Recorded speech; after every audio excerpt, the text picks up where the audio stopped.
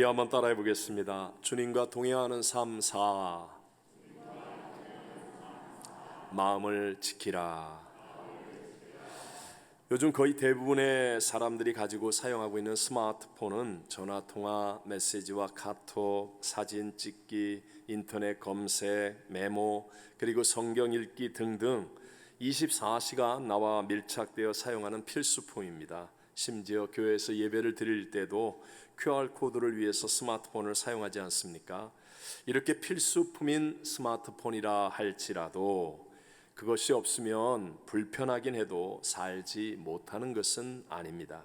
하지만 없으면 정말 살아갈 수 없는 것들이 있습니다. 그 대표적인 것이 목숨, 생명이겠지요. 이번에 아프가니스탄에서 수도 카불이 탈레반에게 함락당할 즈음에 대통령이 도망치는데 자동차 4대로 가득 실은 돈이 헬기에 다 들어가지 않아서 활주로에 남겨두었다는 기사를 읽어보았습니다. 나라를 등지고 도망치는 대통령도 돈보다는 목숨이 더 귀한 것을 알았다는 것이죠. 성경에도 분명히 사람이 만일 온 천하를 얻고도 자기 목숨을 잃으면 무엇이 유익하리요? 라고 목숨이 천하보다 더 귀하다라고 말씀하십니다. 그러나 육체의 이 생명도 한시적인 것으로 진짜 중요한 것은 영원한 생명입니다. 정확히 말하면 구원을 받아 천국에 가는 영원한 생명이 진짜 중요하다는 것입니다. 예수님께서 분명하게 말씀하셨습니다. 함께 마태복음 5장 29절과 30절을 읽어보겠습니다. 만일 내 오른손이 너를 실족하게 하거든 빼어내버리라. 내 백체 중 하나가 없어지고 온몸이 지옥에 던져지지 않는 것이 유익하며, 또한 만일 내 오른손이 너로 실족하게 하거든 찍어내버리라. 내 백체 중 하나가 없어지고 온몸이 지옥에 던져지지 않는 것이 유익하니라. 눈을 하나 빼어 버리더라도, 손을 하나 찍어내 버리더라도 지옥에 가지 않고 구원을 얻어서 천국에서 영생을 얻는 것이 중요하다라고 말씀하십니다. 이렇게 중요하기에 하나님의 아들 예수님께서 그 하늘 보좌를 버리고 이 땅에 육체를 입고 오셔서 우리의 죄를 대신하여 십자가에서 죽으셨습니다.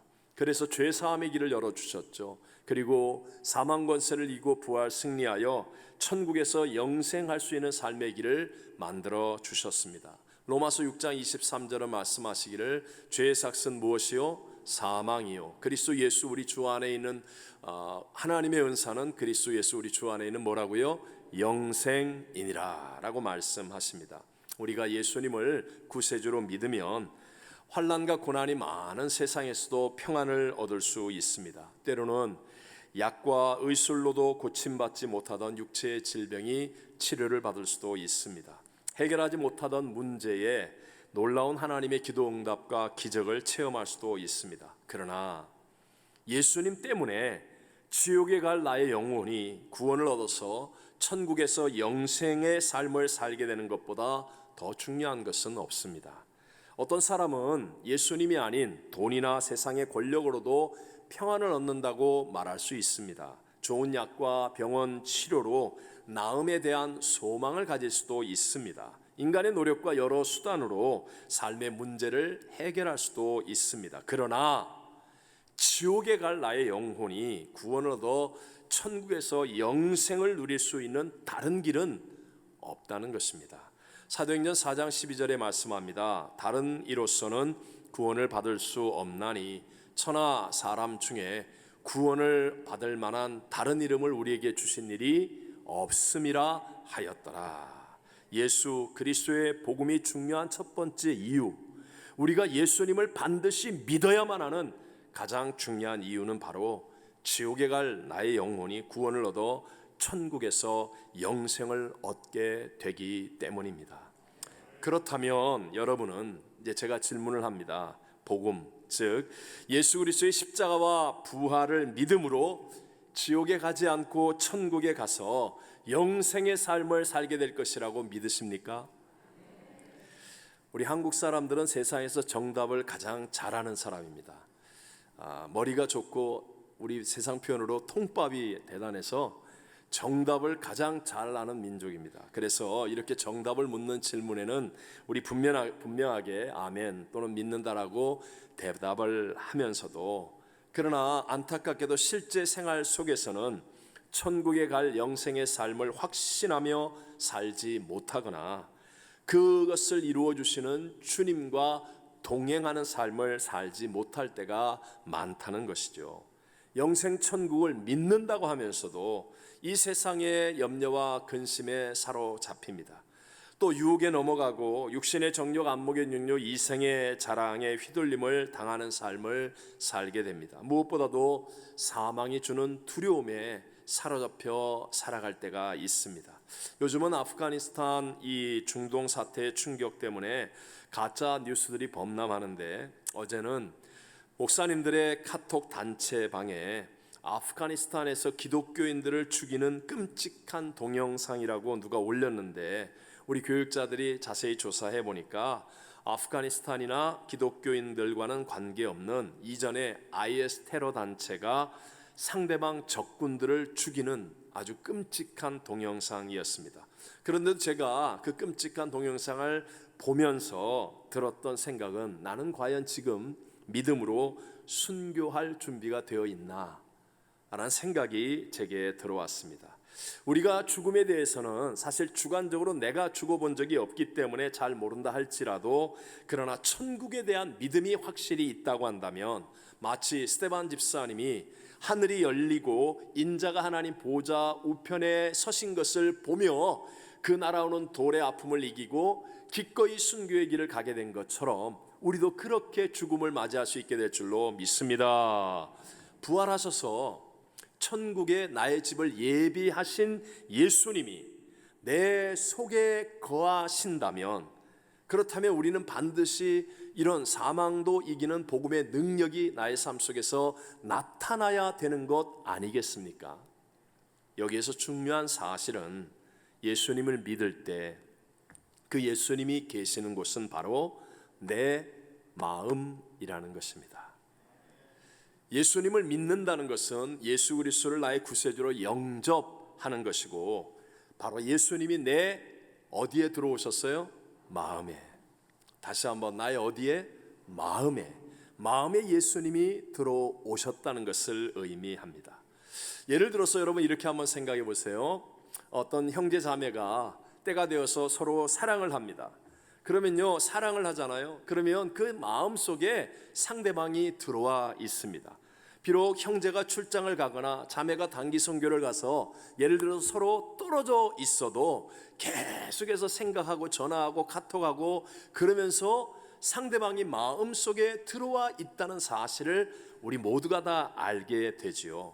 또 결혼을 해서 정말 귀한 아이를 잉태하거나 낳았다면, 비록 그 아이와 떨어져서 출근을 하거나 다른 일을 한다 할지라도 언제나 그 아이가 마음에 들어와 있다는 사실을 우리는 잘 알 수 있지 않습니까?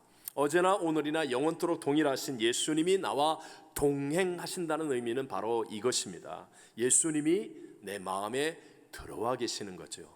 그래서 눈을 떠도 예수님이 생각이 나고, 눈을 감아도 예수님이 생각이 나고, 쾅 하고 어려운 일이 닥쳐와도 예수님의 이름을 부르게 되고, 좋은 일도 예수님께 영광을 돌리고, 예수 그리스도가 생각나고 성경을 읽고 싶고 기도하고 싶고 예배드리고 싶은 예수님이 내 마음에 들어와 있는 사람, 이것이 바로 예수 그리스도를 믿는 것이고 영접한 것입니다. 그래서 기독교는 다른 세상의 모든 종교와 다릅니다. 세상의 종교들은요, 자기가 돌을 닦는 도인이나 특별한 어떤 경지에 이르는 초인의 종교가 되는 것이에요. 또 특별한 성자만 잘 믿게 된다라고 생각하는 종교들입니다. 그러나 기독교는 누구나 다 가능한 종교. 왜냐하면 예수님이 모든 문제의 해답이며 길과 진리와 생명이신 예수님이 믿는 자 속에 다 들어와 성령으로 함께하고 계시기 때문입니다. 그래서 나는 할 수 없는데 내 안에 계신 예수님이, 성령으로 내 안에 계신 예수님께서 우리 모두를 놀라운 하나님의 자리로 인도하시고 하나님의 역사를 체험하게 해 준다라는 것이죠. 고린도후서 13장 5절 말씀을 같이 읽어봅니다. 너희는 믿음 안에 있는가? 너희 자신을 시험하고 너희 자신을 확증하라. 예수 그리스도께서 너희 안에 계신 줄을 너희가 스스로 알지 못하느냐? 그렇지 않으면 너희는 버림받는 자니라. 아멘. 혹시 이 자리에 계신 분 가운데 아니 나는 신앙생활 나름대로 열심히 하고 있는데도 불구하고 예수님과 깊은 사랑을 나누는 것을 잘 모르겠다라고 생각하거나 나는 어렸을 때부터 교회를 열심히 다녔는데 그런데 하나님이 역사하시는 것을 체험한다는 것 이해가 잘 안 됩니다 하는 분이 있다면 그 이유는 바로 자신의 마음을 확인하지 않고 있기 때문에 그렇습니다. 또는 예수님을 마음이 아닌 다른 곳에 모시는 거예요. 사람들 보여주는 계급장처럼, 사람들에게 보여주기 위한 외부의 어떤 것처럼 예수님을 다른 곳에 모시는 거죠. 여러분 오늘도 우리 성도님들 2부 예배 오시기 위해서 옷도 깨끗이 입으시고 머리도 예쁘게, 얼굴도 예쁘게, 또 외모도 신경 쓰면서 그러면서 오셨지 않습니까? 자다가 일어난 옷 입고 나오신 분 계세요? 없잖아요. 최소한도 우리가 외모를 살피고 거울 보고 이렇게 준비해서 오셨지 않습니까? 그런데 여러분은 이 교회에 오시면서 예배를 드리기 전에 여러분의 마음 관리는 어떻게 하셨습니까? 여러분의 마음 관리는 어떻게 하셨습니까? 우리가 잘 아는 말씀 사무엘상 16장 7절을 읽어봅니다. 여호와께서 사무엘에게 이르시되 그의 용모와 키를 보지 말라. 내가 이미 그를 버렸노라. 내가 보는 것은 사람과 같지 아니하니 사람은 외모를 보거니와 나 여호와는 중심을 보느니라 하시더라. 왜 사울 왕이 하나님께 버림을 당했습니까? 외모로는요, 사람들한테 보이는 것으로는요 굉장히 좋았어요. 인기도 좋았어요. 그런데 하나님은 사람처럼 외모를 보지 않고 무엇을 보신다고요? 마음 중심을 보신다는 거예요. 중심, 마음을 정리하지 않았어요. 마음속에 하나님이 계시지 않았습니다. 그러니까 결국 버림을 받고 비참한 결말을 맺게 되더라는 것입니다. 그러므로 하나님의 임재를 체험하는 예배의 성공과 예수님과의 친밀한 동행을 이루어가는 열쇠는 어디에 있느냐? 어디에 있다고요? 마음, 나의 마음에 있다는 거예요. 이렇게 마음이 중요하기 때문에 저와 여러분을 도적질하고 죽이고 멸망시키는 원수 마귀가 계속하여 우리의 마음을 어지럽히는 일들을 하고 있겠지요. 고린도후서 4장 4절을 같이 읽어봅니다. 그 중에 이 세상의 신이 믿지 아니하는 자들의 마음을 혼미하게 하여 그리스도의 영광의 복음의 광채가 비치지 못하게 함이니 그리스도는 하나님의 형상이니라. 그리스도의 영광의 복음의 광채는 사울을 눈을 멀게 만들었을 정도로 강한 빛이었습니다. 근데 이 빛을 체험하지 못하게 할 정도로 원수 마귀는 지금 우리의 마음을 혼미하게 만들고 있다는 거예요. 우리가 예배를 드리면서 은혜를 받았다고 가정한다면 그런데도 불구하고 교회 문을 나서면서부터 우리가 신앙이 무너지는 것 같은 이유, 그것은 바로 우리의 마음을 원수 마귀로부터 지키는 능력이 없기 때문에 그렇습니다. 여러분 이상할 정도로요 신앙의 일에는 시험이 잘 들어요. 섭섭한 마음이 너무 쉽게 들어옵니다. 예를 들어 교회에서 누가 인사를 안 했다고 삐지고 누가 나한테 뭐 이상한 말 했다고 괜히 혼자 오해하고 다 큰 어른들이 빵 하나 가지고 섭섭하다고 막 그러고 아니 별것도 아닌 별의별 이유를 들어서 시험 들었다고 그러고 왜 이렇게 합니까? 그것은요 진짜 원수 마귀가 우리 성도들의 마음을 혼미하게 지금 만들고 있기 때문에 그런 것입니다. 저도 청년의 때에 분명히 교회에서 그렇게 은혜를 받으며 예배를 드렸는데 나름대로 열심히 기도했는데 왜 집에서나 세상에서는 나는 예수님을 못 느끼고 그리고 육신에 속한 삶을 살아갈까? 나 자신이 너무 싫은 거예요. 너무 갈등이 되었습니다. 너무 번민하였습니다. 그런데 성경을 읽다가 오늘 본문의 말씀으로 저는 자유를 얻었습니다. 무릇 지킬 만한 것보다 더욱 내 마음을 지키라. 생명의 근원이 이에서 남이니라. 아, 그렇구나. 내 마음이 생명의 근원인데 내가 겉으로는 다 지키는 것 같았는데 내 마음을 제대로 지키지 못했구나. 그러다가 성경을 읽는데 요한복음 13장 2절에 이렇게 말씀하죠. 마귀가 벌써 시몬의 아들 가룟 유다의 마음에 예수를 팔려는 생각을 넣었더라. 여러분, 가룟 유다는 예수님의 12명의 제자 가운데 한 명이에요. 예수님이 12제자를 뽑을 때 철야기도 하시고 그렇게 뽑은 사람 중에 한 명이라는 겁니다. 그런데도 불구하고 이 가룟 유다가 마음 관리를 못하는 거예요. 그 마음에 예수를 팔려는 마귀의 생각을 넣어주었을 때 이것을 깨닫고 물리치지 못했기 때문에 결국은 그는 박살나는 인생이 되어 버렸습니다. 저는 이 말씀을 깨닫고 난 다음부터 내 마음과 생각에 나쁜 것들이 들어오는 것이 당연하구나 라는 것을 알고 그 다음부터 분명하게 원수마귀를 대적하기 시작했습니다. 그 전에는요, 제 마음에 있는 나쁜 생각, 부정적인 생각, 불평, 원망, 미움, 음란한 생각 이런 것들을 숨기고 가리고 덮어버리고 혼자서 괴로워하고 고민만 했었습니다. 마음의 문을 닫고 열지 않으니까 점점 더 복잡하고 미묘해지고 갈등은 많아지고 방황하는 신앙, 기쁨을 잃어버린 신앙이 되더라는 거예요. 그런데 제가 이 성경들을 깨닫고 난 다음에 마음의 문을 열고 내 마음속의 생각으로 역사하는 원수마귀를 대적하기 시작했습니다. 저에게도요, 계속 마음에 이상한 생각이 들어와요. 여러분 아십니까? 제가 예배 드리러 나오기 전에는 진짜 마음에 나 오늘 예배 드리다 쓰러질 것 같아. 배가 좀 아픈데 배탈 날 것 같아. 그리고 희한해요. 여기 앉아 있으면요, 갑자기 막 발가락이 가렵습니다. 신발을 벗어서 이거 긁을 수도 없고 꼭 요 등 한가운데 손이 안 닿는 이런 데가 막 가렵습니다. 그리고 갑자기 막 이상한 생각이 듭니다. 왜 누가 안 나왔지? 오다가 사고 난 거 아니야? 갑자기 막 이런 생각이 밀려 들어옵니다. 누가 찬송 하나 이상하게 해도 안 됩니다. 제가 일부 예배 때 이 찬송 박살났거든요. 왜 그러냐면 나오기 전에 어젯밤에 계속 설교 준비를 하는데 이 찬송을 흥얼거렸는데 나오기 전에 찬송을 부르는데 음이 안 잡히는 거예요. 그래서 마음의 생각에 야, 이거 할까 말까 안 해야 될 것 같다. 근데 이걸 물리치지 못하고 그냥 나왔더니 아니나 달라요. 그냥 얼마나 박살이 났는지 이렇게 계속해서 마음과 생각에요, 별의별 이상한 생각들이 들어와요. 근데 이걸 물리치는 거예요. 예수의 이름으로 물리치고 하나님의 말씀으로 물리치는 거예요. 그러면 나의 마음이 점점 가벼워지고 더 거룩하게 되더라는 것입니다. 여러분 생각해 보세요. 제가 설교하다가 컵을 들고, 이 물이 담긴 컵을 들고 제가 이 컵에 물을 마시는 거, 이거 별로 이상한 것 아니잖아요. 그러니까 컵을 갖다 놨겠죠. 그런데 만약에 제가 설교하는 내내 이 컵을 들고 있어요. 그럼 이게 여러분 얼마나 힘들고 신경 쓰이는 일이 되겠습니까? 세상에서 수많은 정보와 소식들을 접하게 되는 이 마지막 시대에 마음속에 두려움, 염려와 근심, 분노, 욕심, 더럽고 악한 생각, 음란한 생각들이 생겨나겠죠.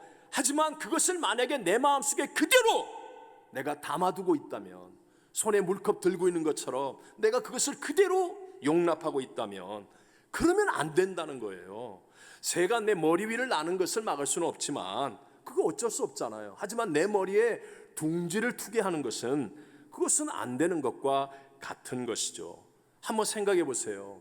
여러분 가족이 먹을 국을 들통에다가 끓이고 있습니다. 근데 저녁에 끓이는데 아침에 와서 보니까 그 안에 쥐가 한 마리 빠져 죽어 있어요. 그러면 어떻게 해야 돼요? 버려야지요. 새롭게 해야지요. 씻어내고 해야지요. 예배 끝나고 여러분 집에 갔는데 왜 낯선 사람들이 신발 신은 채로 여러분 침대 위에서 막 이렇게 늘어져 자고 있어요.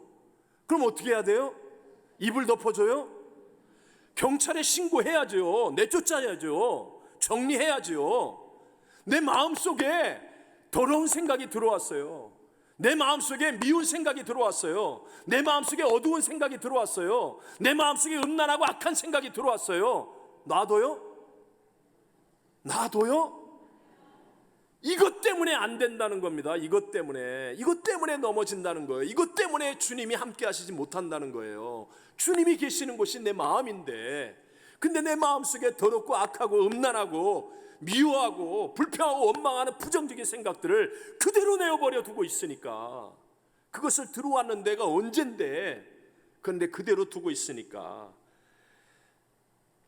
지금도 세상의 정사와 권세를 잡고 역사하고 있는 원수 마귀는 계속해서 우리의 마음을 혼미하게 하고, 드라마, 영화, 소식, 신문, 언론 이런 것들을 통하여 계속 우리에게 두려움을 갖게 만들고, 부정적인 생각을 하게 만들고, 나쁜 생각을 품게 만들고, 음란하고 더러운 생각을 하게 만들고, 이건 세상이 말세가 되면 이렇게 하고 있습니다. 그러나 내 마음을 지키고 관리하는 일은 내가 해야 되는 일이라는 거예요.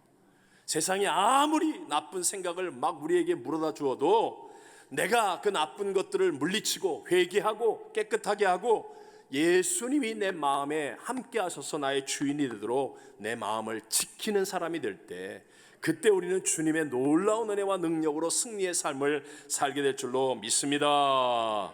문제가 큰 것이 아니라 해결할 능력이 작은 것이 문제입니다. 병이 큰 것이 아니라 치료의 능력이 약한 것이 문제입니다. 마찬가지로 환경과 조건이 문제가 아니라 우리의 마음이 작은 것이, 훈련되지 않은 것이 문제라는 것이죠. 그래서 성경은 우리에게 예수님의 마음을 가지라고 말씀합니다. 빌립보서 2장 5절을 읽어봅니다. 너희 안에 이 마음을 품으라. 곧 그리스도 예수의 마음이니. 그리스도 예수의 마음은 얼마나 넓고 크겠습니까? 그런데 그냥 막연하게 그리스도 예수의 마음 그러면 우리가 훈련이 어려우니까 우리 주님께서 마태복음 11장 29절에 말합니다. 나는 마음이 온유하고 겸손하니 나의 멍에를 메고 내게 배우라. 그리하면 너희 마음이 쉼을 얻으리니. 아멘. 우리가 품고 또 우리가 배워야 할 마음이, 예수님의 마음이 바로 온유하고 겸손한 마음이라고 말씀합니다. 온유를 말하는 헬라어 프라우스는요, 잘 길들여진 야생마를 뜻하는 말입니다. 사자와도 앞발로 싸울 수 있는 사나운 야성과 힘을 가졌지만 이제는 주인에게 절대 복종하는 훈련된 유순함이 있는 그 야생말, 이런 말을 프라우스, 온유하다라고 말합니다. 그냥 사람이 좋거나 성품 자체가 부드러운 것을 의미하는 게 아닙니다. 하나님이 심판하실 때까지 내게 힘이 있지만, 나도 한 성격하지만, 그러나 하나님이 심판하실 때까지 내가 힘을 사용하지 않고 하나님을 기다리겠다. 그러니까 의식적으로 내가 양보하고 하나님을 기다릴 줄 아는 것, 이것이 우리가 가져야 될 예수님의 온유의 마음이라는 것이죠. 오늘날 세상이 얼마나 급하고 사납습니까? 하나님을 기다리지 않습니다. 그저 자기의 소견에 오른 대로 화낼 것 다 내고, 그리고 심판하고 정죄합니다. 그러니까 오히려 상황에 의해서 더 쉽게 무너지는 약한 마음이 되어져 버리고, 온유한 마음은요, 참고 하나님을 기다리기까지 점점 마음이 하나님의 크기로 커지는 마음이 되어진다는 거예요. 뿐만 아니라 겸손은 자신을 낮추는 것이죠. 힘이 있음에도 불구하고 그 힘을 뽐내거나 자랑하지 아니하고 상대방의 눈높이에 맞추어 배려해서 낮추어 주는 것입니다. 예수님이 하늘의 영광 보좌를 버리시고 낮고 천한 이 땅에 인간의 몸을 입고 찾아오신 것처럼 세리와 창기와 죄인들의 친구가 되어주시고 냄새나는 제자들의 발을 친히 자신을 낮추어 씻어주신 것처럼, 여러분, 높아지려는 마음 자체는 나쁜 것이 아닙니다. 예를 들어서 우리 올림픽 끝나는데요, 금메달을 따겠다라는 목표와 그 노력, 그건 나쁜 것이 아닙니다. 문제는 금메달을 따고 난 다음 계속해서 나 금메달 딴 사람이야 하면서 거기에 머무르려고 하면 어느 날부터 슬럼프에 빠지고 실패하는 인생으로 끝을 보게 된다는 것이죠. 다음 경기를 위해 더 열심히 훈련을 하거나 아니면 후배를 양성하는 일에 더 열심히 매진하는 등 자신을 다시 낮추어 낮은 곳으로 내려와야만 무너지지 않는다는 것입니다. 여러분, 산 정상은 올라가는 자리이지 머무는 자리가 아니에요. 목표를 했으면 내가 저 고지를 점령하리라, 그러면 점령하세요. 그러고 난 다음에 빨리 내려오세요. 안 내려오면 그걸 조난사고라고 얘기합니다. 끝장난다는 거예요. 낮은 곳이 안전한 곳이고 낮은 곳이 머무르는 곳이에요. 운동을 할 때도 언제나 자세를 낮추어야 잘하는 사람이 되는 겁니다. 낮아질 줄 알아야 됩니다. 여러분, 좋은 일을 하거나 좋은 목표나 어떤 남들이 안 가본 것을 가거나 먹거나 했거나 괜찮아요. 여러분 정말 잘하셨습니다. 하지만 계속해서 거기에 머무르면 안 돼요. 어쩌다 한번 비싸고 좋은 음식 먹은 거지 맨날 집에 와서도 이런 거 해달라고 그러면 그건 맞아야지요. 네? 얼른 내려와야지요. 낮아져야지요. 내가 정말 남들이 못 가본 것을 가보고 못하는 일을 했다 할지라도 맞아요. 잘하신 거예요. 훌륭한 거예요. 그리고 난 다음에 얼른 낮아져서 정말 약한 고아와 과부를 돌볼 줄 알고 낮은 사람들과 함께하는 그 사람들을 섬기고 생각할 수 있는 자리로 내려와야지요. 지난 주간에도 열심히 물질을 모은 한 성도님이 그 물질의 마음을 빼앗기지 않고 예배 중에서 가장 낮고 어려운 미얀마를 위해서 우리 기도할 때 그때 감동을 받으시고 그 감동을 순종하여 정말 은밀하게 선교 헌금으로 다 드렸어요. 그분은 물질을 통해 높아지지 않고 오히려 낮아짐으로 더 큰 기쁨과 어떤 상을 얻는 그런 귀한 분이 되었다라는 것입니다. 저는요, 점점 인본주의적으로 이 변해가고 있는 이 미국에서 우리의 마음을 예수님의 온유와 겸손의 마음으로 지키는 정말 중요한 방법이 선교이며 열방을 품는 중보 기도라고 확신하는 사람입니다. 여러분, 이번에 단기 선교가 우리 모든 교인들의 마음이 높은 자리에 머물러 있는 교만에서 내려와 낮고 어려운 사람들을 가슴에 품고 위하여 기도하고 가든지 보낸 돕든지로 우리 겸손해지는 시간이 될 줄로 믿습니다. 열품 중의 기도를 통하여 우리가 언제나 온유함으로 우리 하나님의 역사를 기대하고 꿈꾸는 그런 마음으로 우리의 마음을 지키는 사람, 마음이 더 커지는 사람이 되어질 것입니다. 저도 이제까지 참 많은 사람들과 함께 했습니다. 돈 많은 사람, 돈 없는 사람, 지식이 뛰어나 여러 학위를 가진 사람, 그렇지 않은 사람, 재능과 은사가 탁월한 사람, 그렇지 않은 분들. 그러나 언제나 끝까지 주님과 동행하며 승리한 사람은요, 마음을 지키는 사람이었습니다. 정말로 마음을 지키는 사람이 돈이 있든지 없든지, 지식이 있든지 없든지, 탁월한 은사와 재능이 있든지 없든지 상관없이 주님과 동행하며 끝까지 승리하는 사람이 되어지더라는 것입니다. 생명의 근원은 우리의 마음에서 납니다. 예수님이 거하시는 그곳이 바로 나의 마음입니다. 예수님 모든 문제의 해답이며 길과 진리와 생명이십니다. 우리의 마음의 문을 열고 예수님을 영접해야 됩니다. 그리고 실제로 아직 이 땅에 살고 있는 동안 원수마귀가 끊임없이 우리 마음속에 던져주고 있는 이 악한 생각, 부정적인 생각, 더러운 것들을 계속해서 회개하고 정리하고 대적하고 깨끗게 해야 됩니다. 외모보다도 우리의 마음을 살필 줄 알아야 한다는 거예요. 예수님의 그 온유와 겸손의 마음이 되도록 여러분 신앙으로 잘 훈련하게 되시기를 바랍니다. 그래서 우리 2부 예배 성도 모두가 마음을 잘 지켜서 우리 끝까지 주님과 동행하는 승리자가 되시기를 주님 이름으로 축원합니다.